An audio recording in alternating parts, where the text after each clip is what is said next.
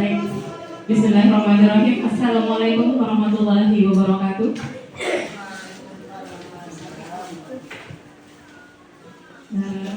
Innal hamdalillah nahmaduhu wa nasta'inuhu wa nastaghfiruh wa na'udzu billahi min shururi anfusina wa min sayyiati a'malina may yahdihillahu fala mudilla lahu wa may yudlilhu fala hadiya lahu.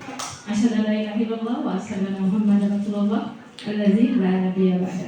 Puji syukur kita panjatkan hadirat Allah Subhanahu wa taala karena pada pagi hari ini kita diberi kesempatan untuk menghadiri acara kita pada pagi hari ini, yaitu penyebaran pemahaman budaya positif dari calon guru gerak angkatan 11. Tak lupa salawat dan salam kita haturkan kepada junjungan kita Nabi besar Muhammad Sallallahu Alaihi Wasallam yang telah membimbing kita menuju alam terang benderang. Baiklah, mengawali acara kita pada pagi hari ini, marilah kita buka dengan sama-sama melafazkan Bismillahirrahmanirrahim. Selanjutnya sambutan sepatah kata dari Ibu Kepala SMA Negeri 1 Jerewet kepada Ibu Sugrawati SPD, kami persilakan. Terima kasih Bu Guru, Bu Eka Yulia Sahrawati. Bismillahirrahmanirrahim. Assalamualaikum warahmatullahi wabarakatuh. Alhamdulillah Rabbil Alamin. Wassalatu wassalamu ala asrofil anbiya wal mursalin Sayyidina wa maulana Muhammadin wa ala alihi wa sahbihi ajma'in. Ibu-ibu karena bapak-bapaknya belum masuk ini, yang saya banggakan, alhamdulillah pagi ini kita kembali berjumpa di ruang komunitas belajar kita yang alhamdulillah bisa kita laksanakan setelah padatnya kegiatan kita terkait perayaan hari ulang tahun Republik Indonesia yang ke-79 yang sudah kita lalui dengan begitu hektiknya kegiatan kita. Pagi ini kita akan belajar bersama tentang pemahaman budaya positif. Bapak Ibu bisa mempelajarinya sendiri sebenarnya melalui PNM karena di sana sudah ada. Tapi pagi ini kita akan belajar bersama-sama bersama Ibu Eka Yulia Sahrawati MPD. Beliau alhamdulillah tahun ini bisa mengikuti kegiatan calon guru penggerak. Oleh karena itu kita sangat berbahagia, sangat berbangga hati mendapat kesempatan SMA Negeri 1 Jerewet untuk pertama kali mengikuti kegiatan guru penggerak. Mudah-mudahan kegiatan kita khususnya terkait dengan rangkaian pelatihan CGP-nya Ibu Eka ini akan membawa pengaruh positif terhadap kita semuanya, terhadap peningkatan motivasi belajar siswa, terhadap peningkatan motivasi kita sebagai guru di SMA Negeri 1 Jerewet ini, sehingga apa yang menjadi mimpi kita di visi misi pendidikan sekolah kita akan bisa kita wujudkan bersama-sama atas usaha kita, perjuangan kita bersama. Bapak Ibu, untuk itu mari kita ikuti kegiatan ini, mudah-mudahan kita akan bisa mendapatkan pemahaman yang sama dan bisa nantinya secara bersama-sama kita mengaplikasikan semua pemahaman yang kita dapatkan pada kesempatan ini, sehingga bisa membawa kemajuan untuk sekolah kita. Ada beberapa hal juga yang ingin saya sisipkan Bapak Ibu sebagai informasi kita. Mohon izin sebentar Ibu Eka, bahwa kemarin pekan kemarin kita, bukan pekan kemarin ya, hari Rabu kemarin kita sudah melaporkan penggunaan dana BOS kita untuk 1 triwulan kedua mulai dari April, Mei, Juni, dan alhamdulillah semua SPJ sudah diterima dan dinyatakan benar menurut petugas. Kemudian ada hal yang masih harus kita lengkapi mengenai bukti. Salah satunya Bapak Ibu, bukan salah satu ya, satu-satunya yang harus kita bereskan itu adalah bahwa kita punya program GLS, program Gerakan Literasi Sekolah, yang salah satu bagian dari kegiatan GLS itu adalah mengadakan pojok baca bagi siswa-siswi kita. Di laporan kita dan yang sudah kita laksanakan, kita membuat 7 titik pojok baca, yaitu 4 di Beruga. Setiap Beruga itu sudah ada rak tempat ditaruhnya buku-buku. Kemudian kita membeli buku-buku bacaan yang memotivasi siswa kita, memotivasi kita semua untuk bagaimana kita bisa menjadi muslim, menjadi manusia yang setiap harinya menjadi jauh lebih baik. Ada banyak buku yang bagus-bagus sekali, itu sudah kita beli dan sudah ada ibu yang mungkin bisa bagaimana caranya buku-buku itu bisa di di-share ya, didistribusikan di pojok baca yang kita miliki ini. Karena itu buku yang sangat bagus. Jadi gimana caranya kita semua ini bisa mengawal buku-buku itu agar tidak hilang. Nah, dan bagaimana caranya anak-anak itu tertarik membaca buku itu, karena sengaja buku yang kita pilihkan itu insya Allah buku-buku yang baik itu isinya, baik itu covernya, baik itu lembaran isi dalamnya, semua bagus. Jadi Bapak Ibu kalau ada waktu lowong boleh duduk-duduk di Beruga sambil baca buku-buku itu, supaya anak-anak juga ikut melihat dan ikut tertarik untuk membiasakan menghabiskan waktu dengan membaca. Nah, itu yang pertama. Kemudian yang kedua, ada pojok baca yang kita buat, memang kita integrasikan dengan program P5, yaitu pojok baca yang di pohon-pohon itu. Ada 3. Itu di laporan BOS yang kita laporkan adalah pembelian besi, paving block, pasir, kemudian semen untuk pembuatan pojok baca yang isinya akan diisi dengan sampah-sampah yang dibuat dalam bentuk ekobrik. Nah, itu sangat diapresiasi oleh Dikbud, namun belum tuntas dan itu dianggap belum bisa termanfaatkan, dan memang demikian. Oleh karena itu mereka meminta agar pojok baca itu bisa segera diselesaikan dan bisa segera dimanfaatkan. Nah, kemarin menurut Pak Inul selaku koordinator untuk P5 kelas 10, bahwa satu pojok baca itu membutuhkan 2.200 ekobrik. 2.200 ekobrik itu kalau dibagi ke 100 anak siswa kelas 10 masing-masing akan menanggung 22 botol. Katanya Pak Inul. Jadi ada 22 botol ekobrik yang harus dikumpulkan oleh anak-anak kelas 10. Harapan kita supaya laporan keuangan kita benar, laporan kegiatan program kita itu benar, maka apa yang menjadi tuntutan ini bisa kita selesaikan segera. Bagaimana caranya nanti Bu Heni dengan Ibu Dia yang menjadi guru PKWU di kelas 11 dan kelas 12 juga bisa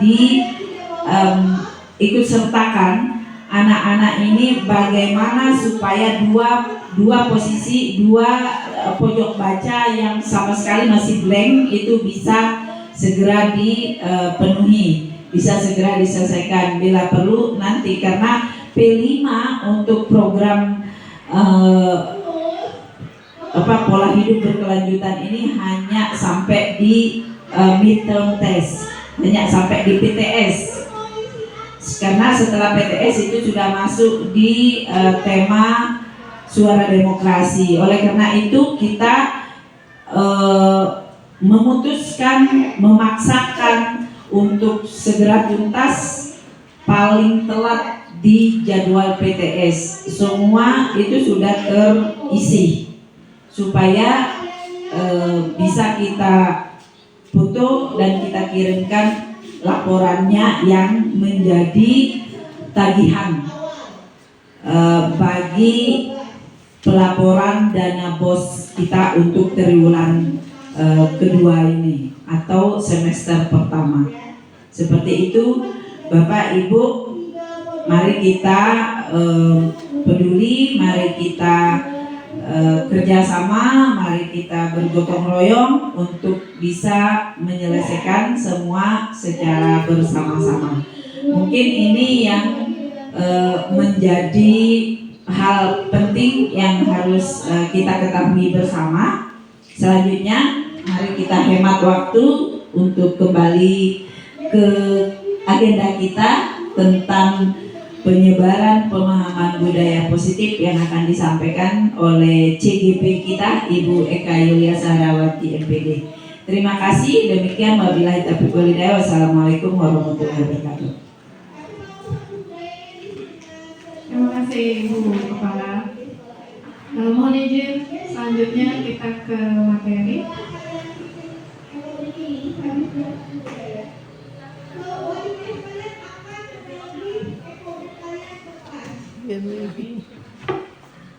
Tentu saja kalau kalian tidak cukup jadi hutang kalian. Ingat, hutang itu adalah dosa. Mohon izin berdiri ya. Oke, selamat datang Bapak Ibu guru hebat.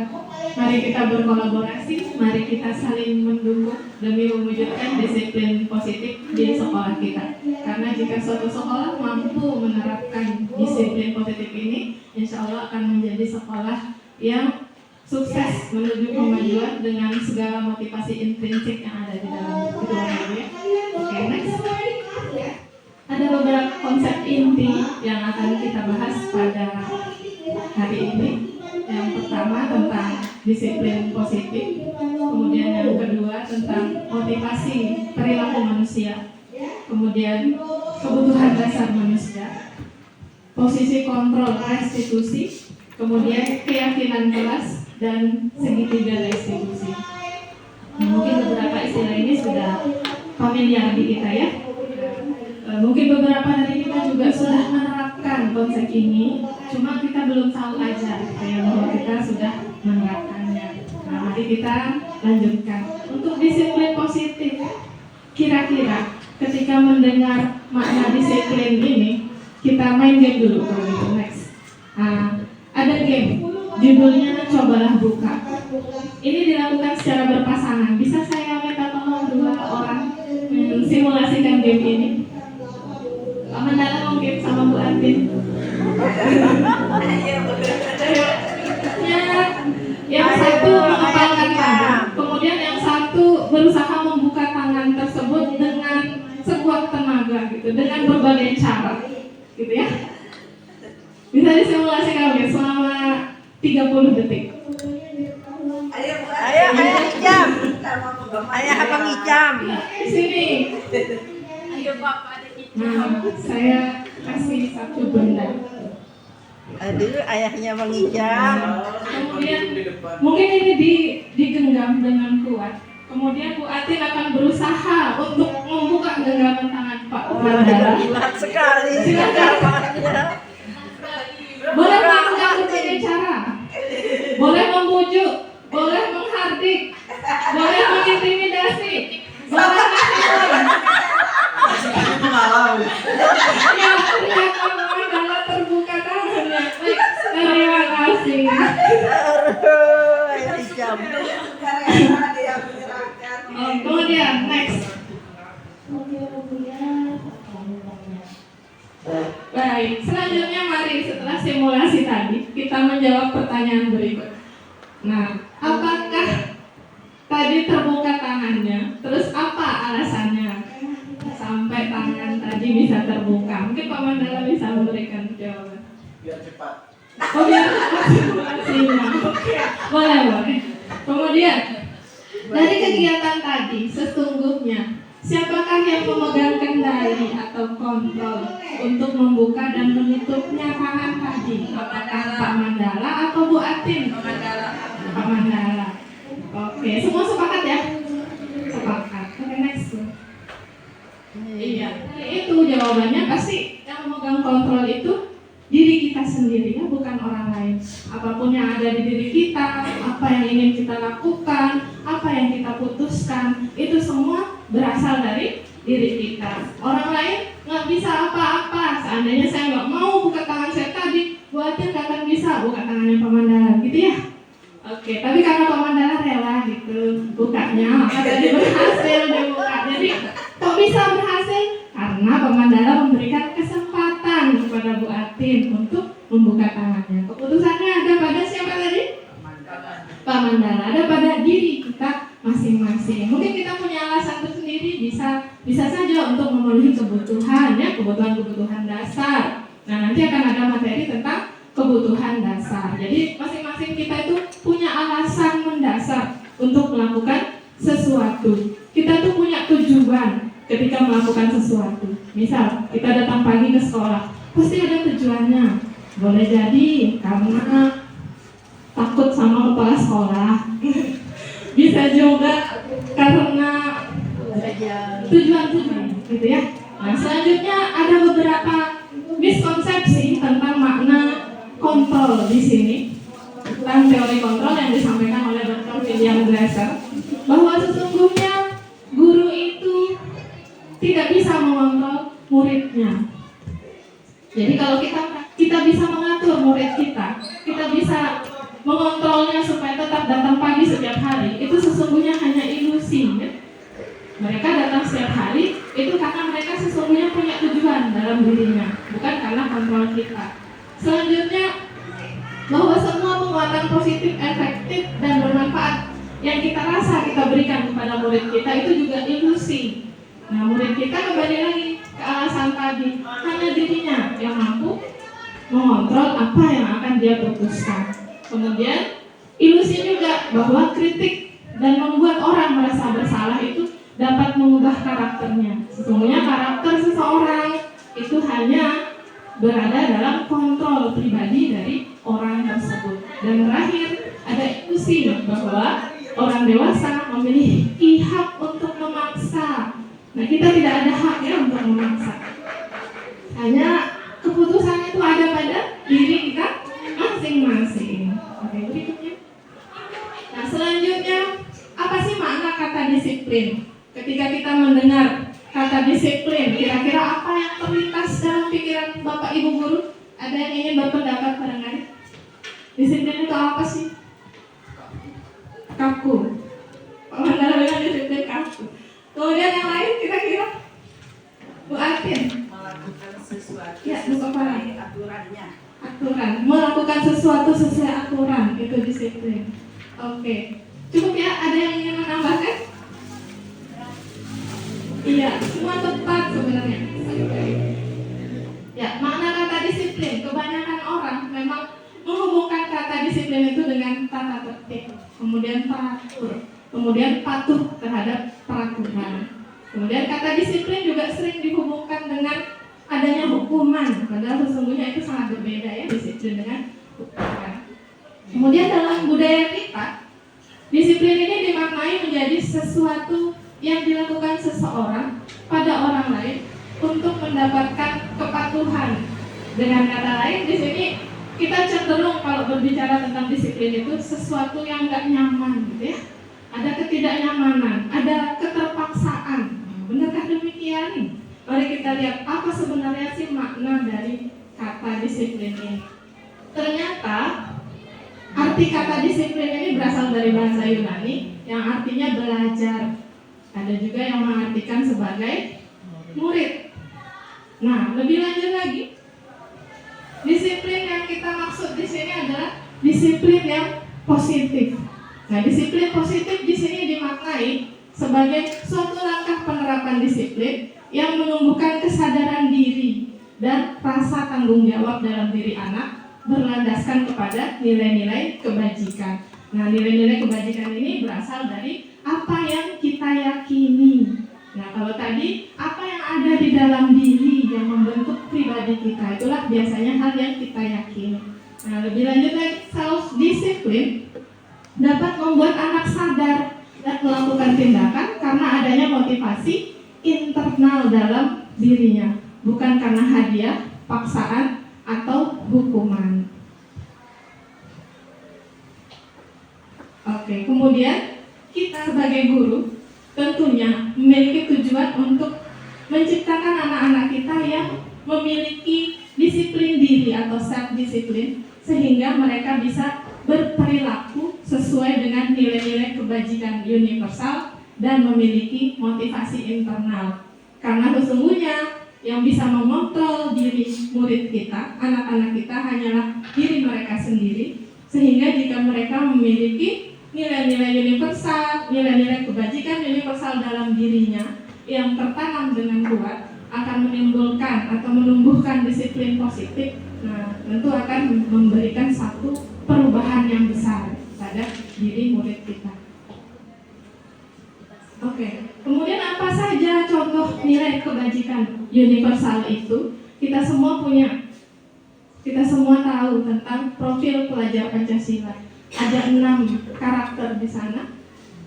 Nah, ini merupakan nilai-nilai kebajikan universal. Nilai kebajikan universal itu apa? Nah, itu adalah suatu nilai yang disepakati baik secara tersirat maupun tersurat tanpa ada batasan suku, agama, ras, bangsa. Jadi semua mengakui kalau itu adalah satu keyakinan, nilai kebajikan.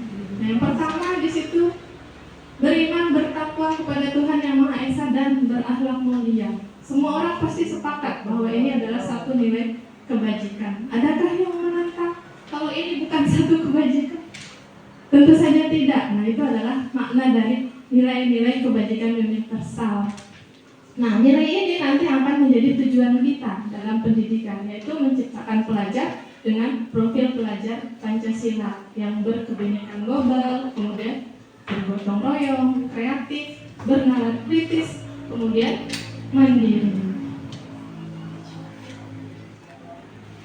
Oke, berikutnya, setiap anak punya kontrol dalam dirinya dan tentu saja itu akan menjadi satu motivasi seseorang ketika melakukan sebuah perilaku. Apakah saya bersedia membuka genggaman tangan saya? Tentu saya punya motivasi tersendiri untuk melakukannya. Nah, motivasi itu apa sebenarnya?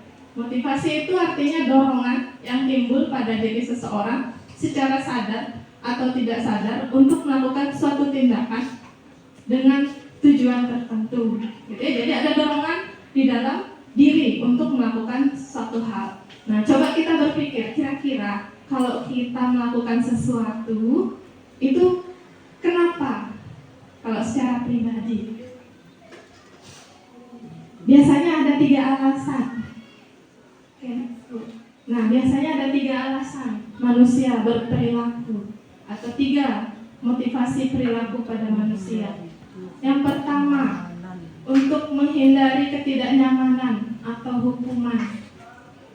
Jadi, siswa datang pagi biar nggak dihukum, biar nggak masuk catatan guru piket, gitu ya.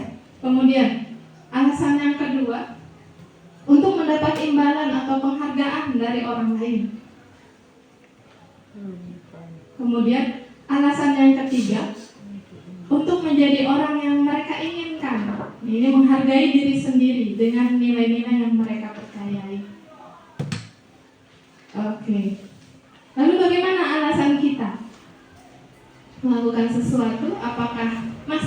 dengan alasan untuk menghindari hukuman, ataukah untuk mendapatkan imbalan, ataukah untuk menghargai diri kita sendiri? Nah, itu jawabannya ada di dalam diri kita masing-masing. Berikutnya. Oke, next lagi. Nah, jika motivasi perilaku itu untuk menghindari ketidaknyamanan atau untuk menghindari hukuman, kemudian jika untuk mendapatkan imbalan, maka motivasi tersebut tergolong sebagai motivasi eksternal atau motivasi yang berasal dari luar. Dan ini sifatnya biasanya jangka pendek. Jika tidak ada yang mengawasi, maka tidak akan disiplin lagi, seperti itu. Kemudian jika seseorang melakukan satu tindakan untuk menjadi apa yang mereka inginkan dengan menghargai diri sendiri sesuai nilai-nilai yang dia percayai, maka ini adalah motivasi internal, motivasi sesungguhnya yang kita harapkan. Nah, jadi sebagai seorang guru, tugas kita adalah untuk membentuk motivasi internal atau motivasi intrinsik di dalam diri murid kita sebagai tujuan dari disiplin positif, sehingga mereka jika melakukan sesuatu itu berdasarkan kepada nilai-nilai kebajikan yang mereka percayai. Dan motivasi intrinsik ini akan berdampak jangka panjang yang tidak akan terpengaruh baik ada atau tidaknya hukuman maupun hadiah atau penghargaan. Oke, sepakat Bapak Ibu? Sepakat, alhamdulillah. Oke, berikutnya konsep disiplin dengan identitas gagal. Nah, apa sih ini?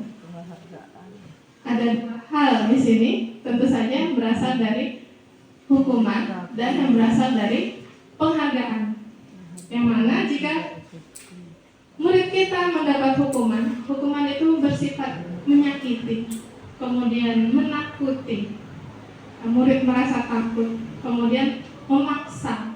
Dengan adanya hukuman, murid terpaksa melakukan sesuatu, kemudian akibatnya murid akan menyembunyikan kesalahannya supaya tidak dihukum. Jadi dia sembunyi-sembunyi. Kemudian akibat selanjutnya, jika sering dihukum, murid menjadi rendah diri. Nah, ini yang paling parah. Kemudian jika memberi penghargaan, ternyata itu juga tergolong sebagai identitas gagal. What happened? Padahal ini kesannya kayaknya bagus gitu ya, tapi ternyata tidak. Penghargaan ini tidak efektif. Kenapa begitu? Karena makna sesungguhnya hukuman dan penghargaan itu sebetulnya suatu teknik dari seseorang atau usaha untuk mengontrol orang lain. Cuma caranya saja yang berbeda ya Bapak Ibu. Kalau hukuman dengan cara menyakiti, kalau penghargaan dengan tidak menyakiti. Tapi dua-duanya bertujuan sama-sama ingin mengontrol orang, begitu. Nah, sehingga keduanya ini tergolong sebagai motivasi eksternal yang membentuk disiplin dengan identitas gagal. Tidak efektifnya penghargaan, kenapa? Karena dia berlaku biasanya untuk jangka pendek. Anak-anak akan termotivasi, tapi hanya dalam jangka waktu singkat. Bagaimana untuk jangka panjang? Nah, tentu kalau seseorang tersebut ingin supaya bisa mengontrol anak dalam jangka panjang dengan penghargaan, maka dia nggak bisa berhenti ngasih penghargaan, harus terus ngasih penghargaan, upgrade terus penghargaannya, begitu. Kemudian penghargaan ini merusak hubungan juga. Bagaimana merusak hubungan? Jika ada satu murid yang mendapat penghargaan, sementara murid yang lain tidak, maka akan menimbulkan sifat iri dari murid yang lainnya. Jadi merusak hubungan antara murid yang satu dengan murid yang lain. Kemudian mematikan kreativitas. Nah, ada penelitian pada sekelompok mahasiswa yang mana kelompok yang satu diberitahu bahwa jika menyelesaikan tugas akan dapat hadiah, kelompok yang lain tidak. Nah, akibatnya kelompok yang tahu kalau akan diberi hadiah jika tugasnya selesai, mengerjakan tugas dengan biasa-biasa saja.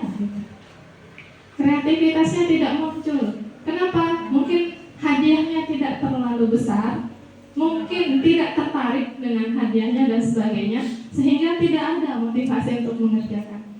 Jadi mematikan kreativitas. Justru kalau kita tidak tahu bahwa itu akan ada hadiahnya, seseorang akan lebih berusaha untuk melakukan yang terbaik, memberikan usaha terbaiknya untuk menyelesaikan sesuatu. Kemudian penghargaan itu juga menghukum. Nah, bagaimana? Kenapa sistem rankingan dihapus? Karena sebenarnya itu menghukum. Yang merasa terhukum itu mereka yang tidak mendapatkannya. Yang juara 2 itu merasa terhukum. Kenapa saya yang juara 2? Begitu. Kemudian yang tidak pernah juara, kenapa saya tidak pernah juara? Jadi mereka menjadi patah semangat. Kemudian penghargaan merampas hak menghargai dirinya.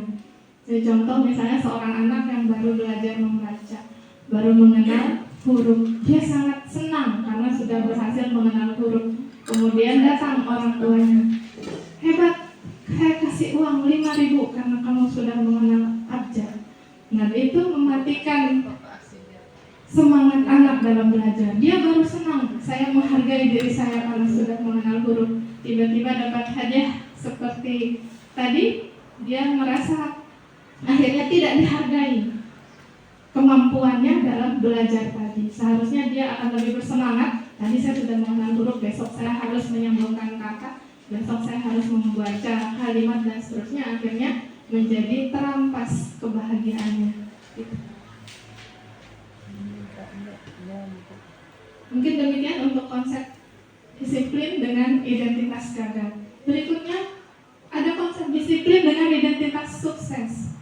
Dan ini ada konsekuensi yang pertama. Nah, konsekuensi ini sebetulnya masih bersifat eksternal. Nah, apa bedanya dengan hukuman? Tentu saja berbeda ya. Kalau konsekuensi ini penguatannya jangka pendek. Jadi anak-anak akan melakukan sesuatu karena tahu kalau dia akan ada konsekuensinya, menghindari konsekuensi. Datang tepat waktu, menghindari hukuman atau menghindari konsekuensi, begitu ya. Kemudian perlu monitoring berkelanjutan kalau dengan konsekuensi. Misalnya ada siswa yang membuang sampah sembarangan, kemudian konsekuensinya dia harus membersihkan seluruh ruangan kelas, gitu. Jadi dia akan ketika ketahuan membuang sampah sembarangan, karena konsekuensinya harus menyapu satu ruang kelas, maka ini perlu dilakukan monitoring berkelanjutan.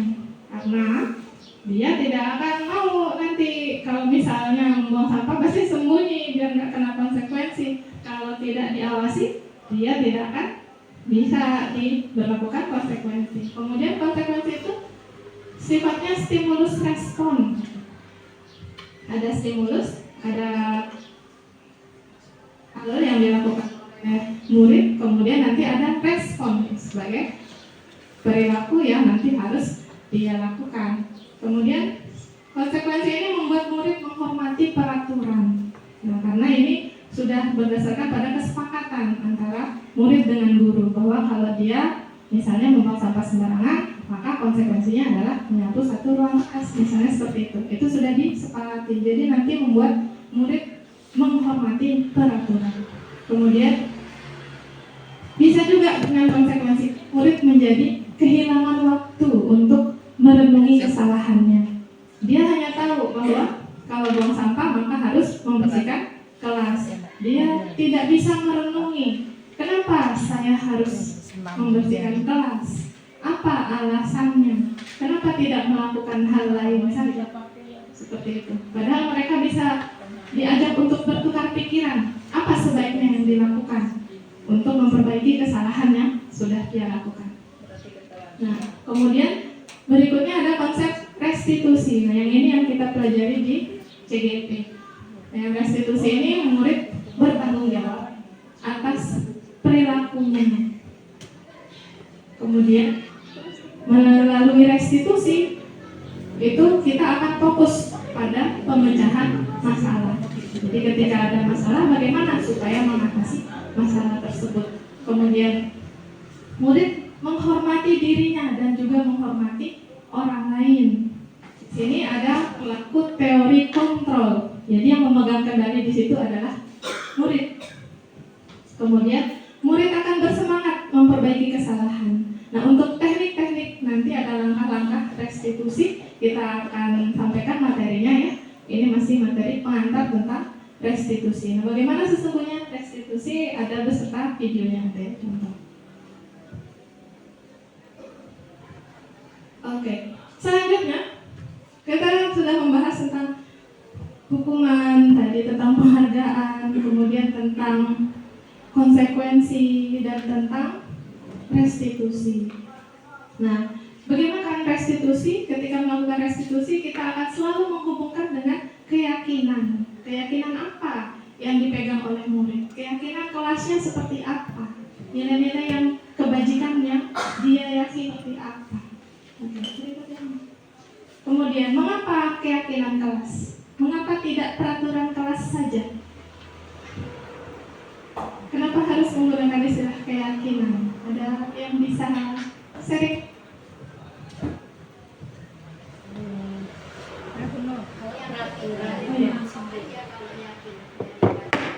Oh ya, kalau yang peraturan pakem ya. Kalau yang yakin? Oke, karena yang yakin mengena dari dalam diri. Baik, bagus sekali Ibu. Terima kasih atas tanggapannya. Oke, sekarang kita ke pertanyaannya.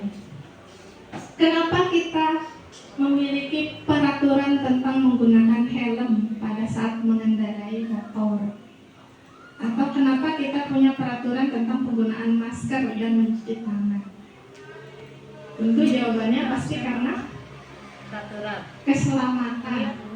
Pakai helm biar selamat. Kemudian cuci tangan biar sehat. Jadi seperti itu. Nah, yang kita tahu di sini bahwa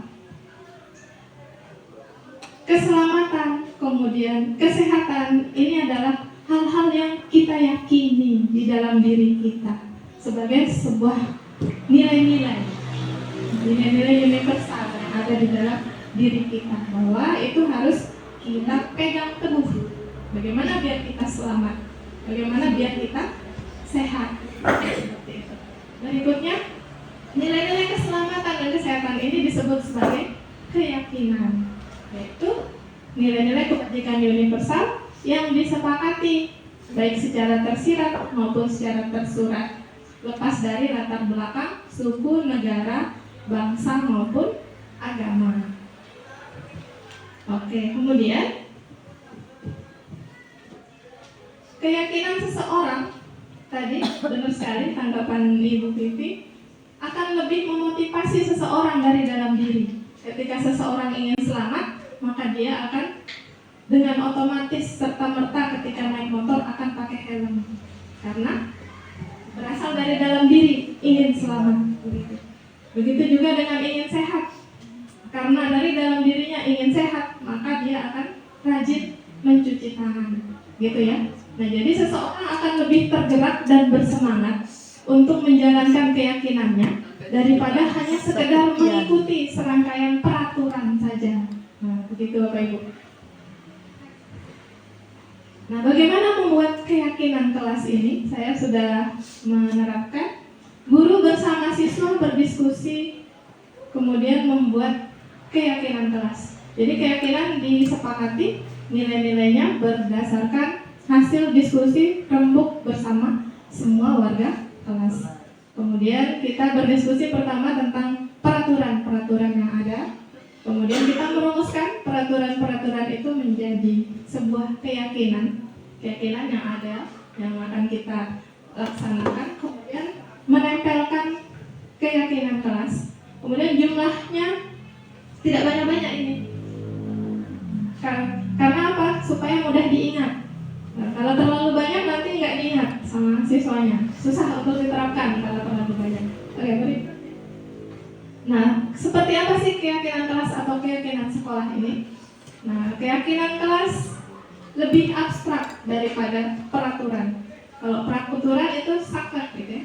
Kalau keyakinan itu lebih abstrak, kayak tadi, supaya selamat atau supaya sehat. Kemudian berupa pernyataan yang universal. dalam bentuk positif.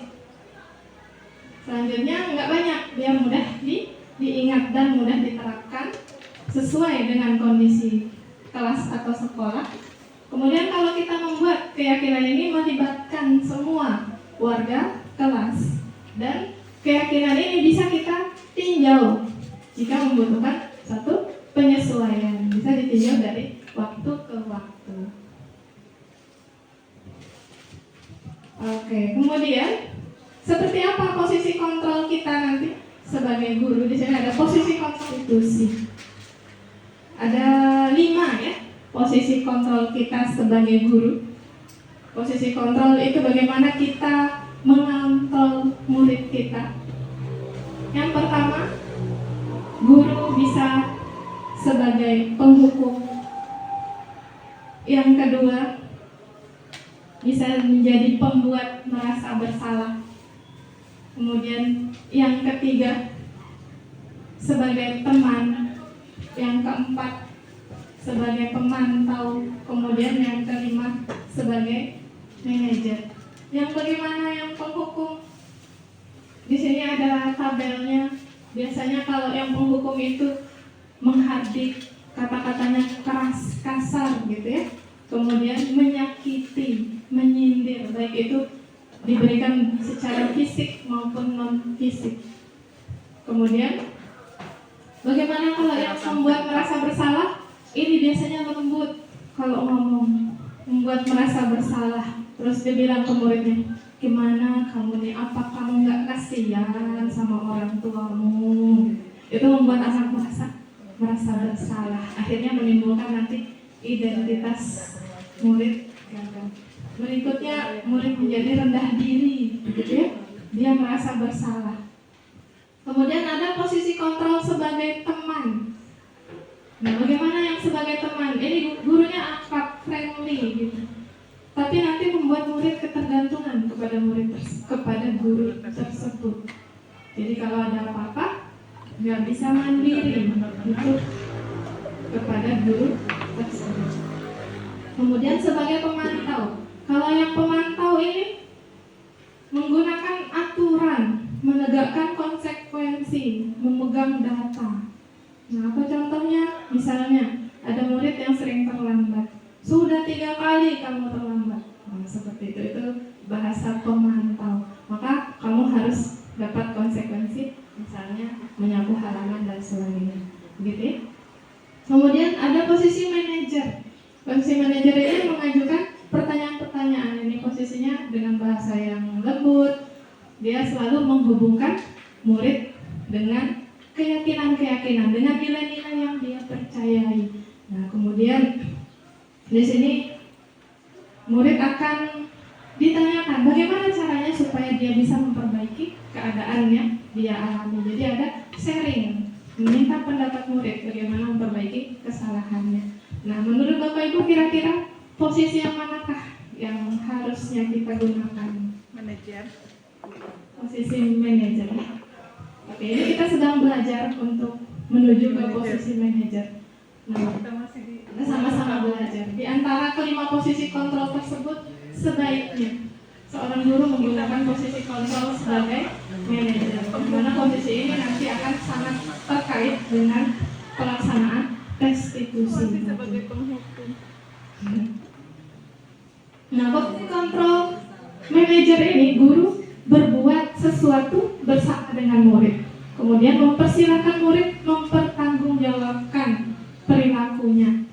Mendukung murid agar menemukan solusi atas permasalahannya sendiri.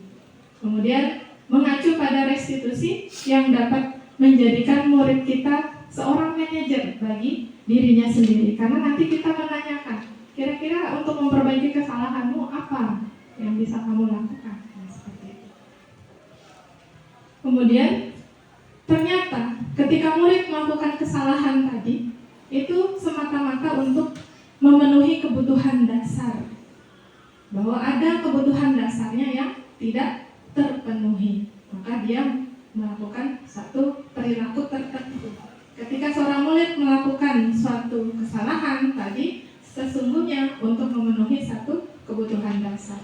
Seseorang yang berbahagia, yang terpenuhi 5 kebutuhan dasarnya ini, maka sesungguhnya nggak perlu validasi gitu ya, nggak perlu pengakuan sebetulnya. Tapi karena kekurangan 5 kebutuhan dasar ini akan menyebabkan seseorang melakukan hal-hal yang biasanya disebut sebagai suatu kesalahan. Apa saja 5 kebutuhan dasar ini? Yang pertama, kebutuhan untuk bertahan hidup.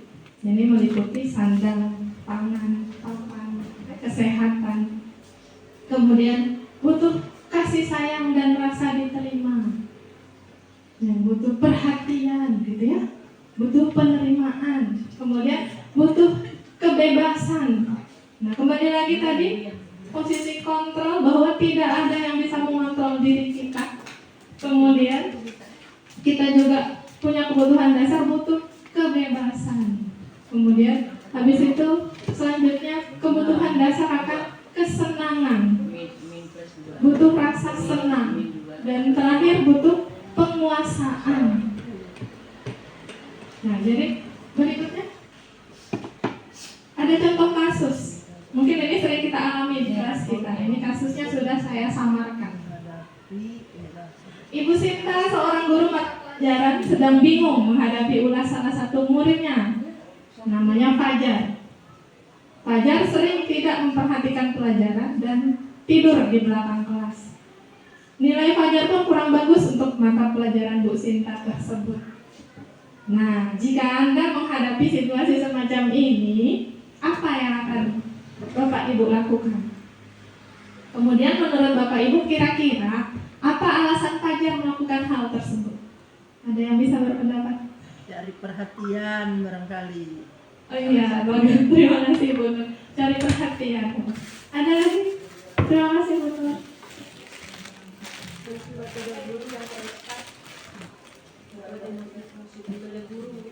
Oh iya, metode mengajar gurunya kurang tepat. Baik, next. Terima kasih Bu Ani. Iya. Alasan pertama, kemungkinan Fajarnya bosan dengan pelajaran Bu Sinta. Ya betul sekali tadi ya. Maka bagaimana kita di sini, kebutuhan dasar yang sedang berusaha dipenuhi oleh Fajar adalah kebutuhan akan kebebasan. Dia merasa bosan, pembelajarannya itu aja, maka dia ingin bebas. Dia ingin hal yang berbeda, makanya dia melakukan hal-hal yang tidur tadi. Kemudian yang kedua, kemungkinan Fajar ingin diperhatikan lebih oleh gurunya dibandingkan teman-temannya. Iya, cari perhatian. Maka kebutuhan dasar yang sedang berusaha dipenuhi oleh Fajar adalah kebutuhan akan kasih sayang dan rasa diterima. Jadi dia butuh diperhatikan lebih.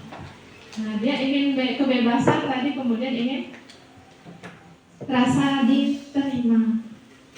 Nah, jadi dengan memperhatikan 5 kebutuhan dasar tadi, maka kita akan bisa berusaha untuk memenuhi kebutuhan-kebutuhan tersebut apabila murid kita melakukan suatu kesalahan. Bahwa segala perilaku yang dilakukan oleh murid kita itu punya tujuan. Jadi kesalahan yang dilakukan itu punya maksud, punya tujuan, yaitu untuk memenuhi kebutuhan dasarnya yang belum terpenuhi. Maka tugas kita untuk memenuhi kebutuhan dasar tersebut.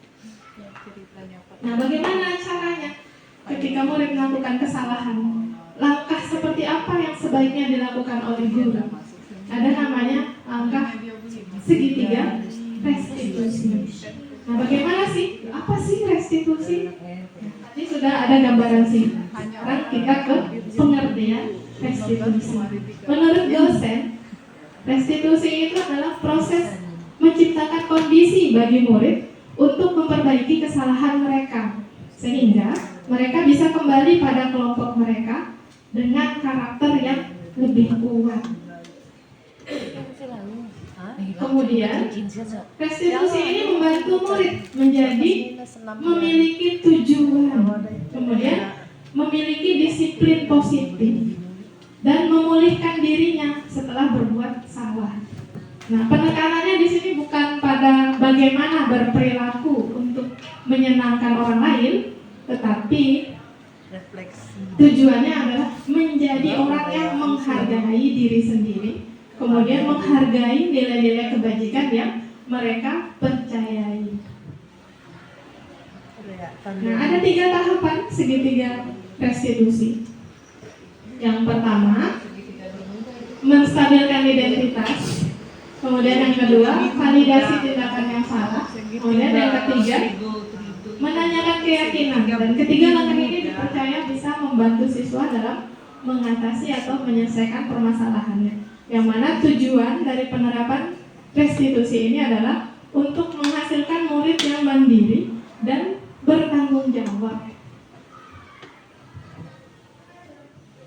Oke, tahapan yang pertama dari segitiga restitusi yaitu menstabilkan identitas. Nah, ini dilakukan berdasarkan pada prinsip bahwa membuat kesalahan adalah bagian dari proses pembelajaran dan nantinya akan menggeser identitas gagal menjadi identitas sukses. Bagaimana sih orang yang melakukan langkah pertama ini dengan menstabilkan identitas? Kita bisa mengatakan begini, berbuat salah itu adalah hal yang manusiawi. Kita tenangkan dulu murid kita ya. Kemudian kita bisa juga menyampaikan bahwa tidak ada manusia yang sempurna. Kita pasti bisa menyelesaikan permasalahan ini sehingga murid menjadi stabil identitasnya. Kemudian kita juga bisa menyampaikan, Bapak atau Ibu tidak tertarik untuk mencari tahu siapa yang benar atau siapa yang salah, tapi lebih tertarik untuk menyelesaikan permasalahan yang ada gitu. Atau bisa juga kita dengan menanyakan, kalau kamu menyalahkan dirimu sendiri terus, apakah kamu sedang berbuat baik kepada dirimu sendiri gitu.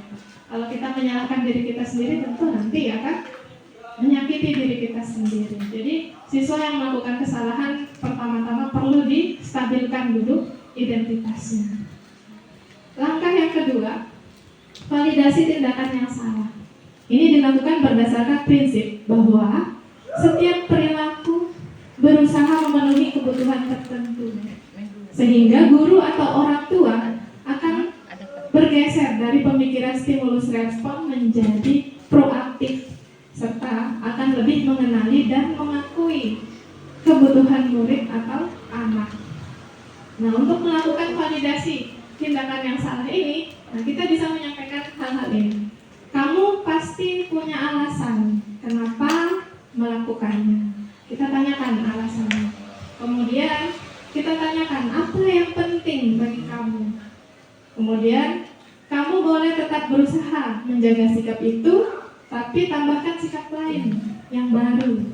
Gitu. Atau kita juga bisa menanyakan, maukah kamu belajar cara lain untuk mendapat yang kamu butuhkan tanpa harus memukul. Begitu, itu untuk memvalidasi tindakannya yang salah supaya murid tidak terjebak dalam identitas gagal. Karena kalau kita sudah melakukan kesalahan, biasanya akan menimbulkan rasa rendah diri. Gitu. Kemudian langkah yang ketiga dengan menanyakan keyakinan. Yang ini dilakukan dengan memberi pertanyaan-pertanyaan bermakna kepada murid untuk memunculkan motivasi internal sehingga mampu mengaitkan keyakinannya dengan tindakan yang salah. Nah, apa yang perlu kita lakukan?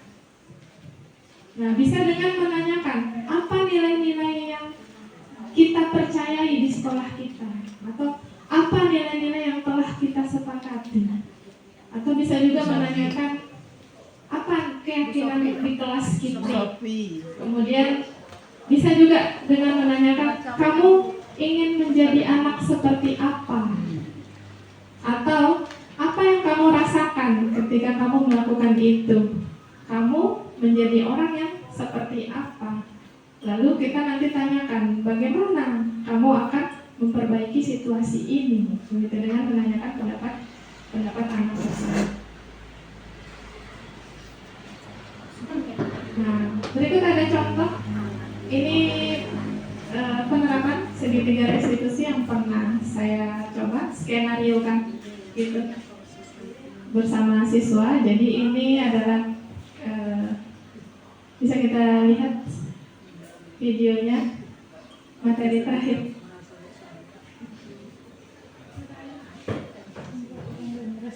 Doa tidak mau.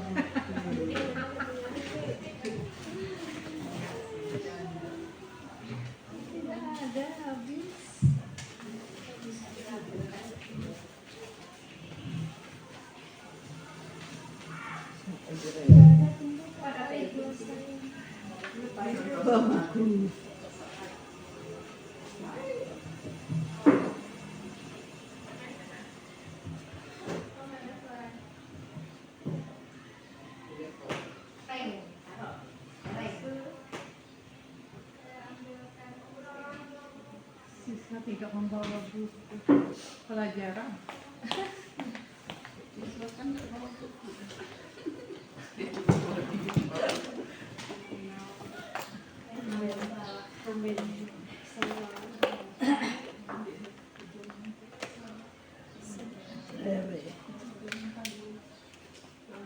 已开机，蓝牙模式。 Iya. 音频输入模式。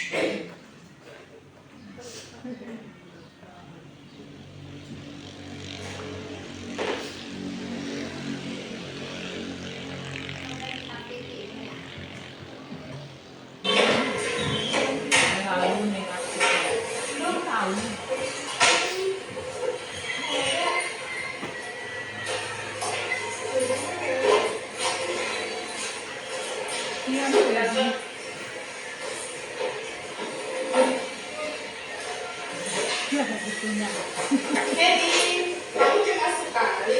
Apa yang kamu cari? Ini Bu, jalannya saya lagi. Saya mau buku saya, Bu. Padahal PS saya sudah saya kerjakan. Oh, begitu. Coba cari kalian lebih teliti. Sudah, Bu, seperti saya ketinggalan, Bu. Tidak apa-apa. Tidak ada manusia yang tidak pernah berbuat salah. Ibu juga pernah salah. Coba, Ibu mau tahu alasannya kenapa kamu ketinggalan buku pelajaran? Itu, Bu, saya semalam main HP sambil malam, Bu, dan mempersiapkan bukunya pada pagi hari.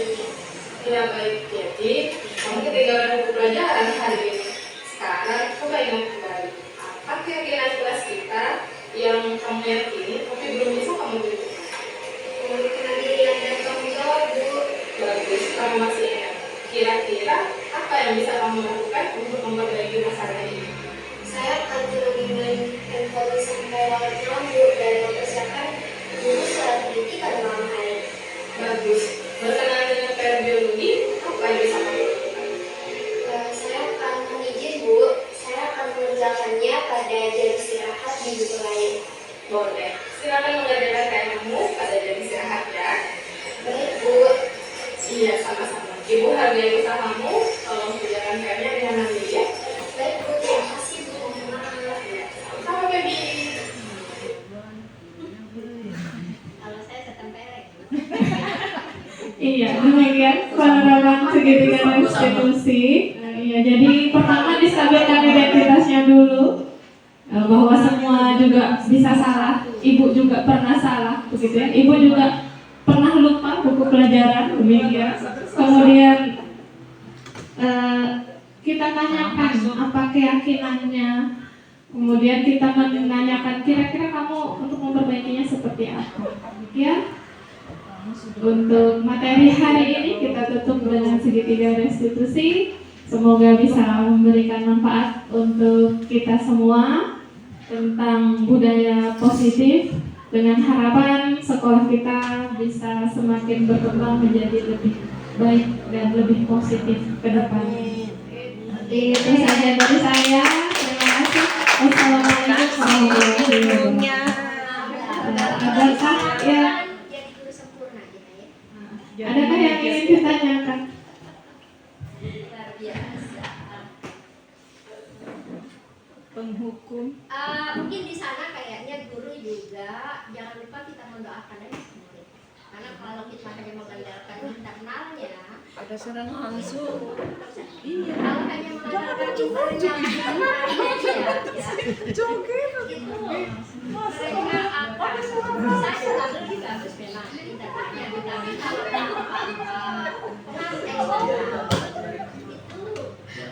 akan ini karena banyak sekali. Jadi ya salah satunya masuk juga didoakan. Iya, terima kasih Bu Vivi sudah menghubungkan dengan spiritual. Peran guru selain menumbuhkan motivasi intrinsik juga mendoakan muridnya supaya senantiasa menjadi murid yang baik. Iya, kita juga tidak capek nantinya, tidak pegal-pegal mulai umpamanya orang ini aja orang ini tapi tidak berubah-ubah. Udah salah satunya. Berharap aja nggak perlu. Iya, dengan mengembalikan. Iya, betul sekali Ibu, saya sepakat. Karena sesuai dengan firman Allah ya, Allah tidak akan merubah nasib suatu kaum kalau kaum tersebut tidak merubah dirinya sendiri. Jadi hanya diri kita sendiri yang mampu merubah keadaan kita. Demikian. Mungkin itu saja untuk hari ini. Saya mohon izin untuk menutup acara kita pada pagi hari ini dengan sama-sama melafazkan Alhamdulillahirabbil alamin. Terima kasih atas kehadiran Bapak Ibu semua. Wassalamualaikum warahmatullahi wabarakatuh.